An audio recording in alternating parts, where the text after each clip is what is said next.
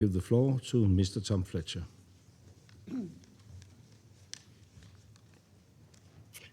Mr. President, Foreign Minister Rasmussen, as you heard from USG DiCarlo, July was the deadliest month for civilians in Ukraine in over 4 years, with at least 437 killed and more than 2,600 injured.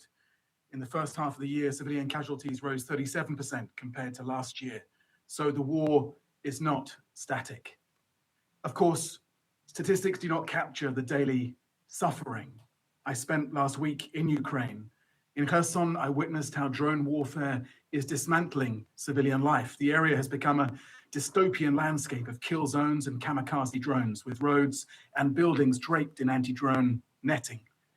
Our colleagues and the local population have become experts in the sound and lethality of different models. We've seen a 60% increase in first-person view, FPV, drone attacks this year, often with civilian victims.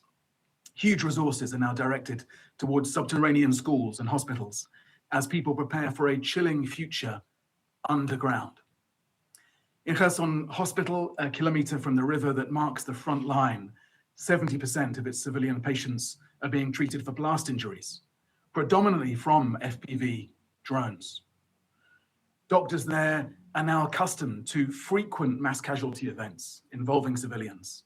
I met a man recovering from an FPV attack while he was selling fruit, another who'd lost both limbs, requiring 3 operations and 17 blood transfusions. Across the river, in Russian-controlled areas, civilians also endure the threat of drones. Drones have a persistent humanitarian impact. Civilians live in constant anxiety, knowing drones are being used to track, observe, and strike them with little warning.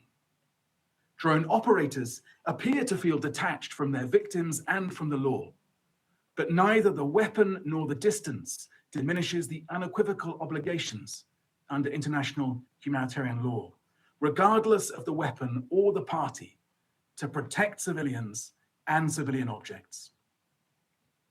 Drones can, of course, save lives, delivering aid and finding survivors after disasters. Technology that allows us to see and track people with ever greater precision should be used to protect civilians, not to harm them with ever greater precision.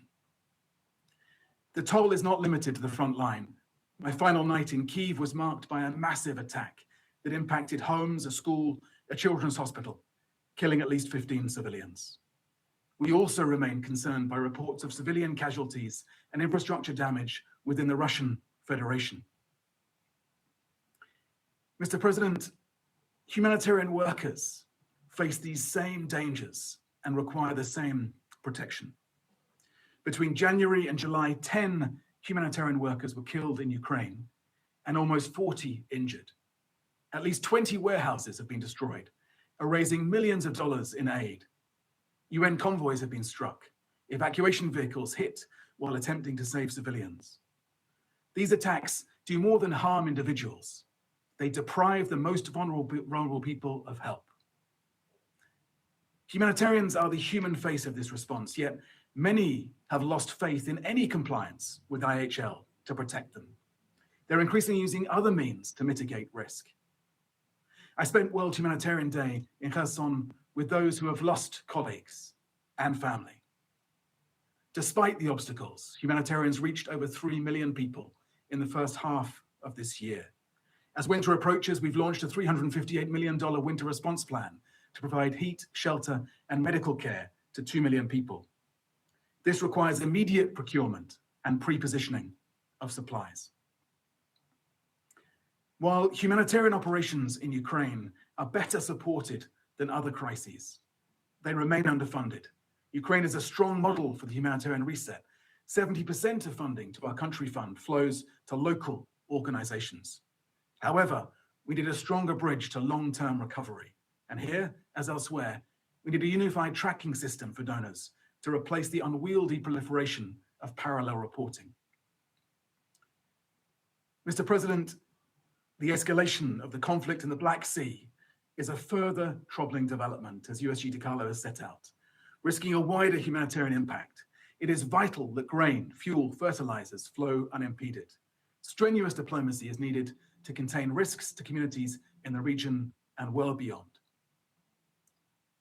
Mr. President, the world knows the devastating impact of this war.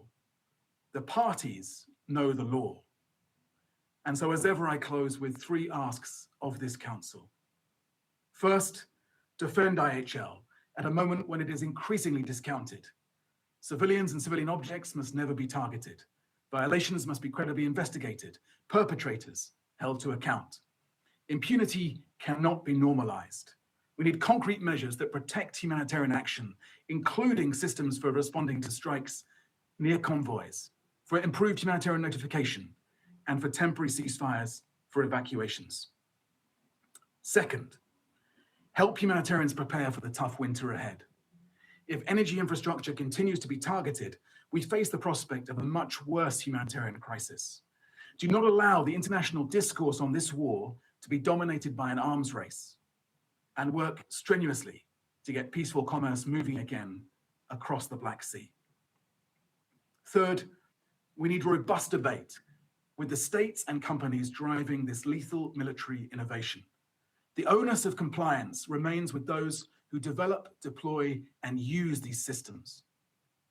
Battlefield technology may evolve at increasing speed, but the rules of war remain firm.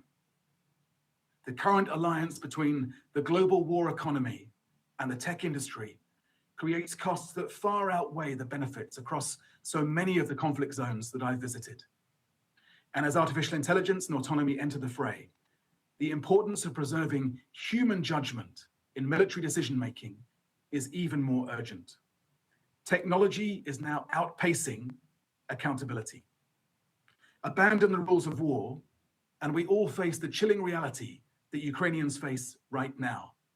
The people I met do not need more tributes to their resilience from us. They need protection. They need relief. And above all, they need this war to end. Thank you, Mr. President. I thank Mr. Fletcher for his briefing. I shall now make a statement in my capacity as the Minister for Foreign Affairs.